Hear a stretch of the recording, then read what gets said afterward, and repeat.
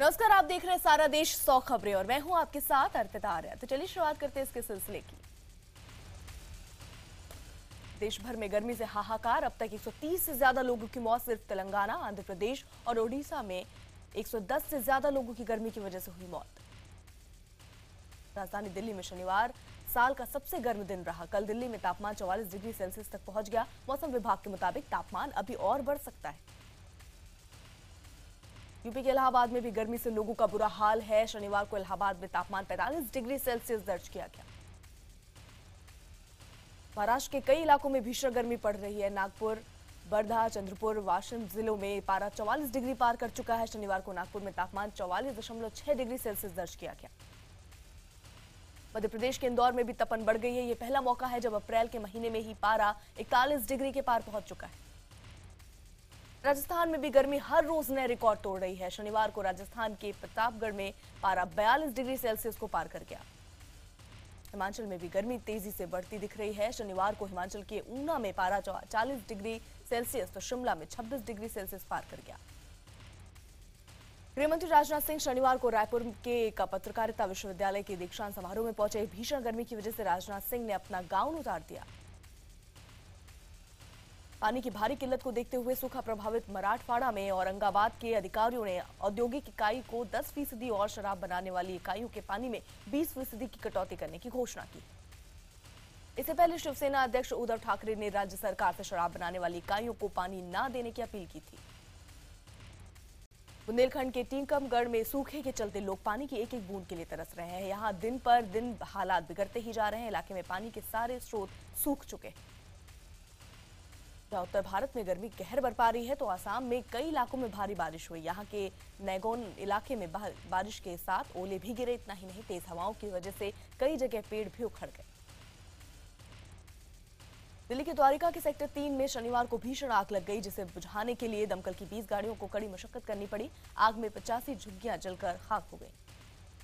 मौके पर पहुंचे दमकल कर्मियों ने बताया कि आग की वजह से झुग्गी में 2 सिलेंडर ब्लास्ट भी हुए, जिसकी वजह से आग और तेज हो गई। हालांकि इस हादसे में किसी के हताहत होने की खबर नहीं।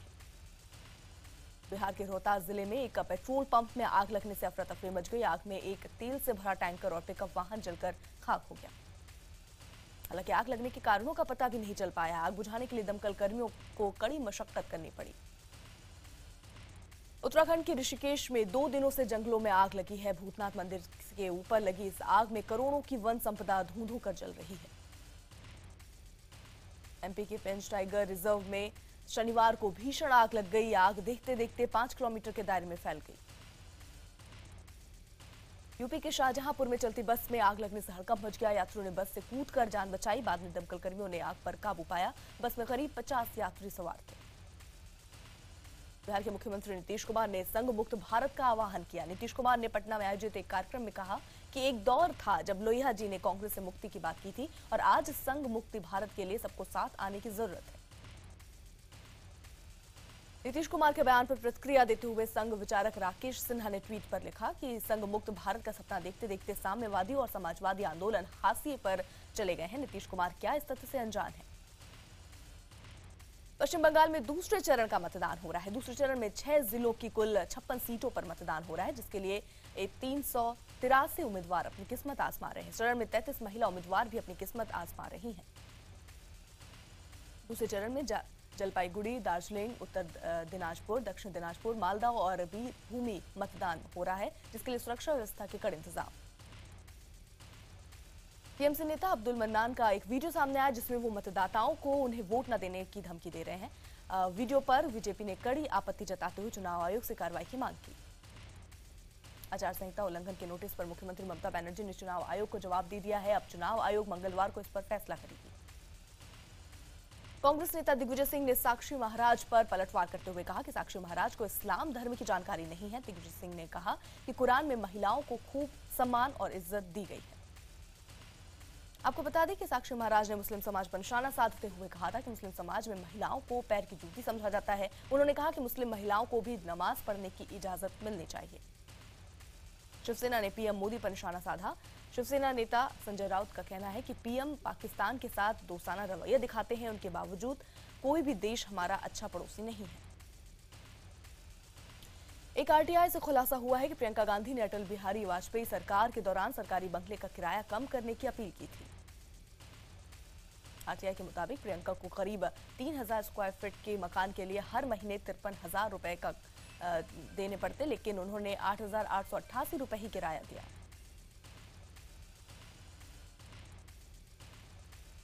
मामला गरमाने के बाद प्रियंका ने सफाई देते हुए कहा कि एसपीजी की सलाह के बाद नियमों के तहत बंगला लिया गया था और इसके लिए एडवांस में किराए का भुगतान भी किया गया था। शनिवार को कांग्रेस उपाध्यक्ष राहुल गांधी प्रशांत किशोर के साथ चंडीगढ़ पहुंचे। जीरकपुर पहुंचकर बैठक शुरू होने से पहले राहुल मीडिया से रूबरू हुए। मीडिया से बात करते हुए राहुल ने पंजाब में नशे के मुद्दे पर कहा कि पंजाब देश का दिल है और पंजाब को कोई बदनाम नहीं कर सकता। ऑड इवन फॉर्मूला रविवार को लागू नहीं होता, जिसके चलते आज दिल्ली वासी आराम से किसी भी नंबर की गाड़ी लेकर सड़कों पर निकल सकेंगे। दिल्ली में गाड़ियां चलाने को लेकर ऑड इवन नियम का दूसरे दिन भी इस पर सियासत होती रही। बीजेपी नेता विजय गोयल ने ऐलान किया कि वो इस नियम को तोड़कर 2000 रुपए का चालान भरेंगे।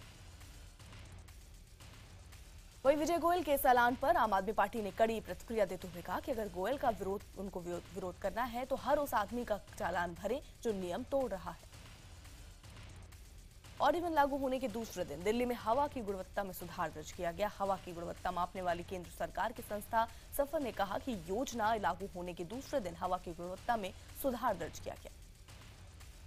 दिल्ली सरकार ने भी दावा किया है कि ऑड इवन योजना से हवा की गुणवत्ता में सुधार दर्ज किया गया है। उधर योजना के दूसरे दिन पुलिस ने नियम तोड़ने के आरोप में 1000 से अधिक लोगों के चालान काटे। पिछले 4 दिन से दिल्ली भलसवा लैंडफिल साइट से लगातार धुआं निकल रहा है, पर सरकार और एमसीडी ने अब तक कोई कदम नहीं उठाया। जांच में पाया गया कि गाड़ियों से निकलने वाले धुएं से ज्यादा प्रदूषण पत्तियां और कूड़ा जलाने से होता है, जिस पर एनजीटी ने सरकार को ध्यान दिलाया है। एमआईएम के सांसद ओवैसी की जुबान काट कर लाने वाले को 1 करोड़ का इनाम देने वाले नेता को जान से मारने की धमकी मिली है। लगातार फोन पर मिल रही धमकियों से परेशान होकर पूर्व बीजेपी नेता श्याम प्रसाद प्रकाश द्विवेदी ने पुलिस में शिकायत दर्ज कराई। यूपी बीजेपी के नवनियुक्त प्रदेश अध्यक्ष के अभी कृष्ण वाले पोस्टर पर बवाल थमा नहीं है कि इलाहाबाद में उन्हें अर्जुन बनाकर पोस्टर लगाया गया है। प्रदेश अध्यक्ष के दूसरे पोस्टर में चर्चा में आने के बाद विपक्षी हमलावर हो गए। रक्षा मंत्री मनोहर पर्रिकर शनिवार को अपने 4 दिवसीय चीन दौरे पर शंघाई पहुंचे। इस दौरे में मुख्य रूप से चीन के साथ सीमा विवाद के जल्द समाधान पर जोर रहेगा।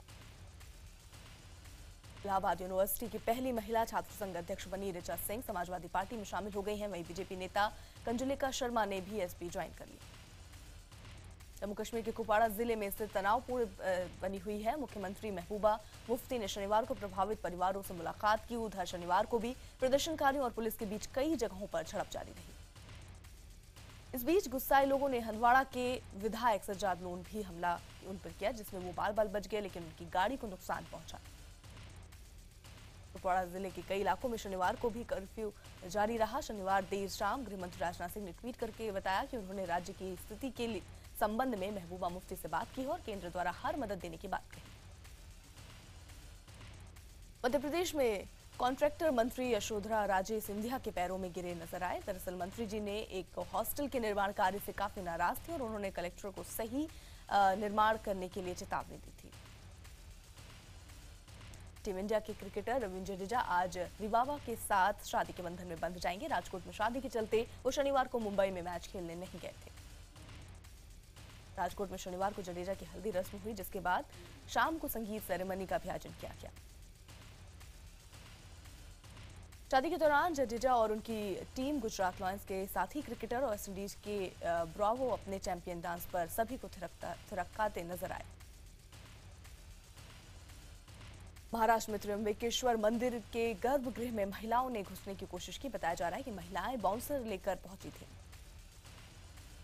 इससे पहले महिलाओं को गर्भगृह में इस शर्त के साथ प्रवेश की अनुमति दी गई थी कि गर्भगृह में पूजा के लिए उन्हें परंपरागत कपड़े पहनने होंगे। महिला कार्यकर्ताओं ने इस शर्त को मानने से इनकार कर दिया था। भारत दौरे पर आए ब्रिटेन का शाही जोड़ा रविवार को इंग्लैंड के लिए रवाना हो गया। इससे पहले प्रिंस विलियम और उनकी पत्नी केट ताजमहल का दीदार करने आगरा पहुंचे। इस दौरान शाही जोड़ा काफी खुश नजर आया। शाही दंपति के दौरे को देखते हुए आगरा प्रशासन ने खासी तैयारियां की थी। हालांकि शाही जोड़े के दौरान ताजमहल आम सैलानियों के लिए भी खुला रहा। विजय माल्या के खिलाफ गैर जमानती वारंट जारी करने की अपील पर मुंबई की कोर्ट 18 अप्रैल को फैसला सुनाएगी। कोर्ट ने दोनों पक्षों के तर्क सुनने के बाद फैसला सुरक्षित रखा है। लगातार गैर हाजिर रहने के कारण प्रवर्तन निदेशालय ने पीएमएलए कोर्ट से विजय माल्या के खिलाफ गैर जमानती वारंट जारी करने की मांग की थी। सोशल मीडिया में आम्रपाली बिल्डर के खिलाफ मुहिम के बाद ब्रांड एम्बेसडर का पद छोड़ने वाले कैप्टन कूल धोनी को हरभजन सिंह का साथ मिला है। हरभजन सिंह ने आम्रपाली बिल्डर के खिलाफ ट्वीट कर कहा कि उन्हें भी 2011 में एक विला देने का वादा किया गया था, जो अभी तक पूरा नहीं हुआ है। हरभजन सिंह ने धोनी के आम्रपाली से किनारा करने के कदम की तारीफ की।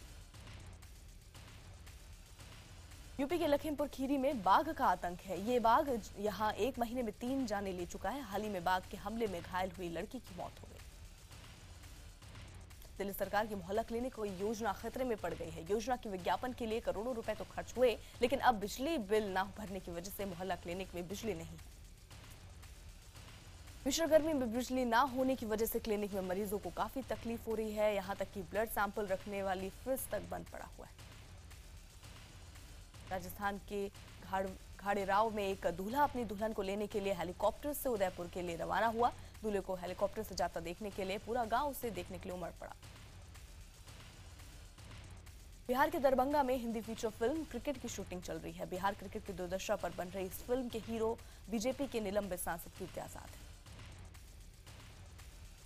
अभिनेता दिलीप कुमार की हालत फिलहाल स्थिर बनी हुई है। दिलीप कुमार को सांस लेने में तकलीफ की शिकायत के बाद अस्पताल में भर्ती कराया गया। यूपी के इलाहाबाद में प्रदर्शन कर रहे ई रिक्शा मालिकों को हटाने के लिए पुलिस ने उन पर लाठीचार्ज किया। नोएडा के बीएमडब्ल्यू हादसे में गंभीर रूप से घायल हुए गुलफाम की शनिवार को अस्पताल में मौत हो गई। वहीं आरोपी अब तक पुलिस की गिरफ्त से दूर। दिल्ली के मॉडल के साथ पुणे में हुई दरिंदगी के मामले में पुलिस की संवेदनहीनता सामने आई है। पीड़ित मॉडल का आरोप कि शुक्रवार की देर रात उसे जाने के लिए कह दिया गया, जबकि इस दौरान उसके साथ उसका कोई रिश्तेदार या परिचित नहीं था। पुणे में दरिंदगी का शिकार हुई पीड़ित मॉडल ने खुलासा किया कि आरोपी ने जिस फ्लैट में उसे रखा था, वहां पुलिस वाले भी आते थे। महाराष्ट्र के सोलापुर में क्राइम ब्रांच ने 2000 करोड़ की ड्रग्स बरामद की है। क्राइम ब्रांच ने ये ड्रग्स एक फैक्ट्री से बरामद की। इस सिलसिले में पुलिस ने एक विदेशी शख्स समेत 5 लोगों को गिरफ्तार किया। यूपी के मेरठ के धोबी घाट इलाके में रविंद्र नाम की युवक ने अपनी प्रेमिका दिव्या की हत्या कर खुद भी आत्महत्या करने की कोशिश की। आरोपी युवक को गंभीर हालत में अस्पताल में भर्ती कराया गया। यूपी के आगरा में शौच करने गई एक 4 साल की मासूम से रेप का मामला सामने आया। स्थानीय लोगों ने रेप के आरोपी की जमकर धुनाई की और उसे पुलिस के हवाले कर दिया। मुंबई के नाला सुपारा के पास बदमाशों ने एक ज्वेलरी के शोरूम से बंदूक की नोक पर 5 किलोग्राम सोना लूट लिया। घटना सीसीटीवी में कैद। यूपी के गोंडा के कड़िया बाजार में एक युवक ने नाबालिग छात्रा की गोली मारकर हत्या कर दी। मृतक छात्रा ने आरोपी युवक के खिलाफ छेड़खानी का मामला दर्ज कराया था, जिसमें वो युवक जेल जा चुका था।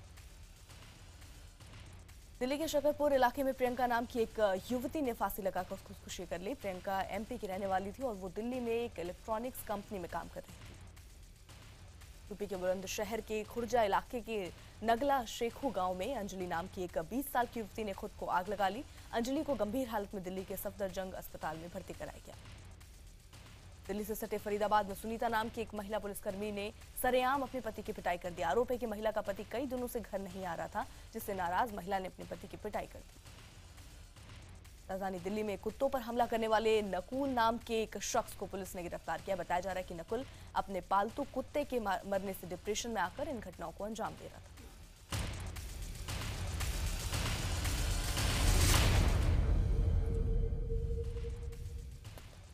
भारतीय स्मार्टफोन निर्माता कंपनी माइक्रोमैक्स ने अपने वायु मॉडल का नया स्मार्टफोन यूरेका नोट लॉन्च किया है। यूरेका ने अपने इस नए स्मार्टफोन की कीमत 13,999 रुपए रखी है। यूरेका नोट में 6 इंच का डिस्प्ले है। डिवाइस में 1.5 गीगाहर्ट्ज ऑक्टो कोर प्रोसेसर और 3 GB रैम है। ताइवान की कंपनी एसएन ने विंडोज 10 ऑपरेटिंग सिस्टम पर काम करने वाला नया स्मार्टफोन लिक्विड M330 लॉन्च किया है। भारतीय बाजार में इस फोन की कीमत करीब 6,650 रुपए होगी। एसएन के लिक्विड M330 स्मार्टफोन में 4.5 इंच का स्क्रीन है। साथ ही इसमें 1 GB रैम भी और 8 GB की इंटरनल मेमोरी है। टाटा समूह की 2 कंपनियों पर अमेरिका की एक अदालत ने करीब 63 अरब रुपए का जुर्माना लगाया है। टाटा समूह इसके खिलाफ अपील दायर करेगी। अमेरिकी राज्य की एक अदालत ने टाटा की दोनों कंपनियों को एपिक सिस्टम का सॉफ्टवेयर चोरी करने के मामले में यह सजा सुनाई है। अभिनेता शाहिद कपूर और अभिनेत्री आलिया भट्ट की फिल्म उड़ता पंजाब का ट्रेलर रिलीज। ये फिल्म 17 जून को रिलीज होगी। शाहरुख खान की फिल्म फैन इस साल की सबसे बड़ी ओपनर फिल्म बन गई है। फिल्म ने अक्षय कुमार की फिल्म एयरलिफ्ट का रिकॉर्ड भी तोड़ दिया। शाहरुख खान के डबल रोल वाली फिल्म फैन ने शुक्रवार को 19 करोड़ 20 लाख रुपए का कारोबार किया, जबकि अक्षय कुमार की फिल्म एयरलिफ्ट ने पहले दिन 12 करोड़ 35 लाख रुपए का कारोबार किया था। Film the jungle book box office पर लगातार अच्छा कारोबार कर रही है। फिल्म ने रिलीज के 8वें दिन यानी कि शुक्रवार को 8 करोड़ 2 लाख रुपए का कारोबार किया। देशभक्ति पर एक बार फिर अभिनेता शाहरुख खान ने बयान दिया है। शाहरुख ने कहा है कि जब उन्हें अपनी देशभक्ति साबित करने को कहा जाता है तब कभी कभी उन्हें बहुत दुख होता है और यहां तक कि उन्हें रोने का मन करता है। निर्देशक रामगोपाल वर्मा की अगली फिल्म राय में अभिनेता विवेक ओबरॉय लीड रोल में होंगे। अभिनेत्री सनी लियोनी के फैंस की संख्या लगातार बढ़ती जा रही है। फोटो शेयरिंग वेबसाइट इंस्टाग्राम पर अब उनके फॉलोअर की संख्या 40 लाख हो गई। अभिनेत्री टाइगर श्रॉफ और अभिनेत्री श्रद्धा कपूर की फिल्म बागी का डायलॉग प्रोमो लॉन्च हुआ है। फिल्म 29 अप्रैल को सिनेमाघरों में आएगी। अभिनेत्री ऋचा चड्ढा अब हॉलीवुड फिल्म का हिस्सा बनने जा रही हैं। लाइफ ऑफ पाई जैसी फिल्म बना चुके डेविड ने ऋचा को फिल्म लव सोनिया में साइन किया है। आईपीएल में कल खेले गए पहले मैच में कोलकाता नाइट राइडर्स ने हैदराबाद सनराइजर्स को 8 विकेट से हरा दिया।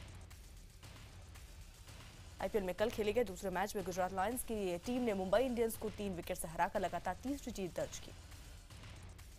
दिल्ली के गेंदबाज अमित मिश्रा आईपीएल में सबसे ज्यादा विकेट लेने वाले भारतीय क्रिकेटर बन गए। मुंबई इंडियंस के गेंदबाज मलिंगा टीम के साथ जुड़ गए हैं, लेकिन वो आईपीएल सीजन 9 में अपना पहला मैच कब खेलेंगे इस पर सस्पेंस है। अजलान शाह हॉकी टूर्नामेंट के फाइनल में ऑस्ट्रेलिया ने भारत को हराकर खिताब जीता। एक तरफा मुकाबले में ऑस्ट्रेलिया ने भारत को 4-0 से हराया। जर्मनी के एसेन में शनिवार को एक गुरुद्वारे में धमाका हो गया। धमाके का आरोप एक नकाबपोश शख्स पर लगा है। एक सीरियाई टीवी के रिपोर्टर पर लाइव रिपोर्टिंग के दौरान हमला हो गया। रिपोर्टर कैमरे पर लाइव दे रहा था, उसी वक्त एक पत्थर ठीक उसके चेहरे पर लगा। चीन के गासू प्रांत में धूल भरे तूफान ने कहर बरपाया। तूफान इतना भयानक था कि दूर दूर तक कुछ नजर नहीं आ रहा था। तूफान के वक्त 75 किलोमीटर की रफ्तार से हवाएं चली।